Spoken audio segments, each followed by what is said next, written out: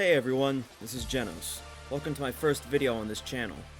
We're going to be talking about the current state of Dragon Ball Online Generations, specifically the most recent patch which claims to balance key supers and ultimate attacks. Since the developers seem to be a bit touchy with criticism as implied by the very last rule that shoved in your face when you first joined the DBOG Discord server, I'll be getting info on this matter before proceeding with this video. I won't be contacting the staff of the server or Sunny before releasing this video, as the rule that I mentioned before states, causing any sort of drama via YouTube without discussing it to staff or getting more info on the matters is leading me to believe that it's either one or the other. I choose the other in this case because I feel like talking to the staff of this game's Discord server would end with them trying to take action of some kind against me, seeing as how before the making of this video there was a report about the key attacks dealing no damage and it was shadow banned. I can only assume that this was done on purpose to dissuade outward criticism of the dev team's poor decision-making skills at the moment. Now, I know what you're thinking. This is the update right after the official 1.0 patch of a legendary, complex Dragon Ball RPG. These patch notes must be extremely long, right? Well, thankfully, I am willing to strain my brain for the sake of you guys.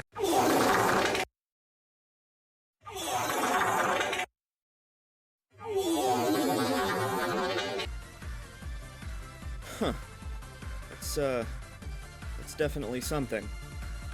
Well, anyways, now that I fully understand the nature and goal of Patch 101, I can begin to move forward with my criticisms.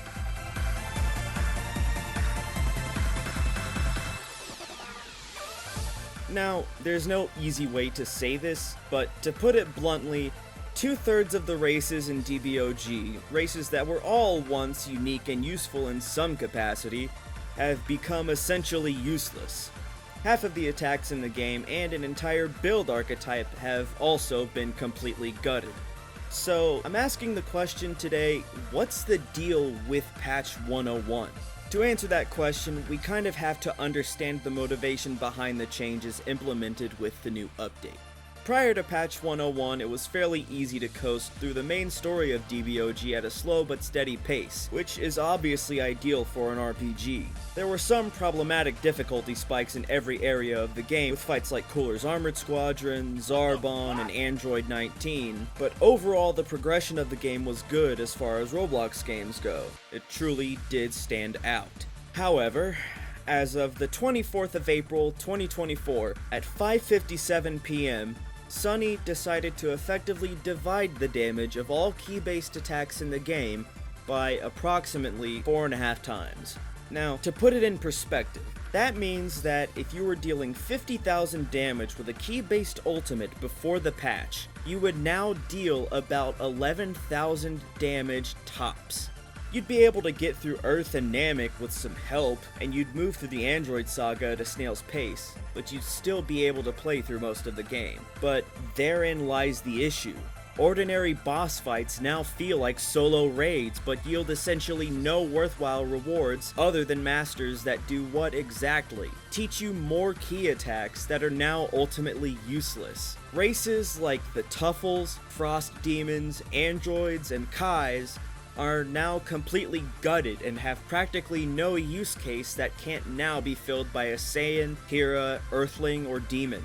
Even other races, such as the Kanasans, have essentially no value, with the racial ability of the Kanasans being faster stamina regeneration, which would be useful, of course, if it actually took skill to punish players who spam homing rush attacks. Guard Radians as well have little use, as their racial ability is simply to be able to regenerate ki faster than other races while in direct combat. There are clearly areas of the game that have balancing issues that have nothing to do with the key attacks. So why target an entire half of the player base directly by nerfing their damage source into the ground with a single patch that clearly wasn't play-tested?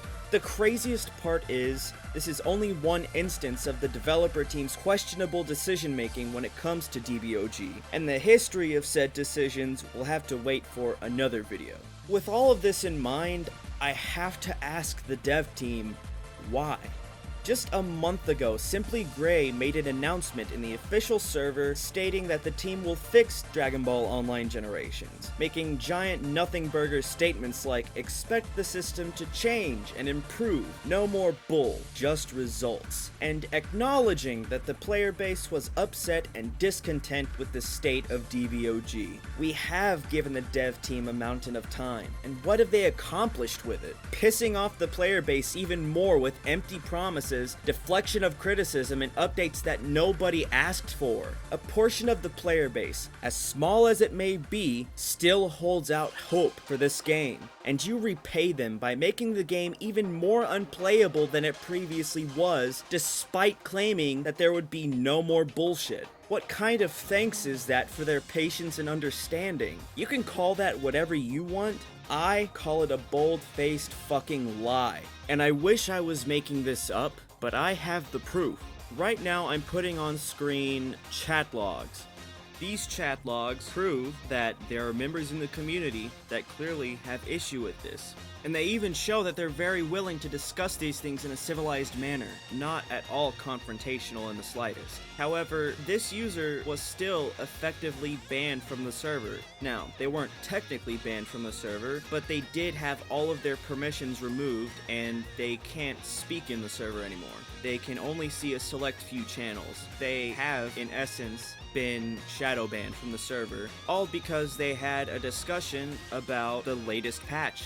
And what this goes to show is that the developers of this game are extremely thin-skinned. They can't handle criticism. They actively lie to the player base and manipulate them into thinking that they're going to make things right and improve on the game, when all they really seem to be doing is making it worse and even more unplayable than it was before patch 1.0. So with all of this in mind, what do we do? As the players of Dragon Ball Online Generations, what are we supposed to do to save this game when the devs are apparently set on their so-called passion project, sharing the same fate as Dragon Ball Rage? How are we supposed to play an RPG that actively punishes the player for choosing a specific stat to focus on in their build of choice? Could you even call it an RPG at that point? I think if we really want this game to thrive again, we have to tell the developers directly. We have to hold a standard to the developers. We have to keep them in check. We have to hold them accountable. They're doing a terrible job, and they're silencing criticism that's cast their direction because they don't think that their decisions could be bad for the game's longevity and playability. That's not the mark of a good developer team. That's the mark of people with inflated egos who think they know better, not the mark of a dev team that wants to do better and wants the game to be great. So with all that in mind, that's all I wrote. That's the end of the video. I hope you enjoyed it as much as I enjoyed ripping into these terrible developers who are doing an absolutely awful job with their game, and I hope you'll stick around for more content. Now, if you're worried that I'm going to make more content specifically like this, or that this is the only kind of content I'm going to make, don't be. Because I plan on uploading more content at some point that is more focused on playing the games, and not just bashing them. Again, I hope you enjoyed the video, and I would appreciate it if you stuck around. But until then, I'll see you in the next one.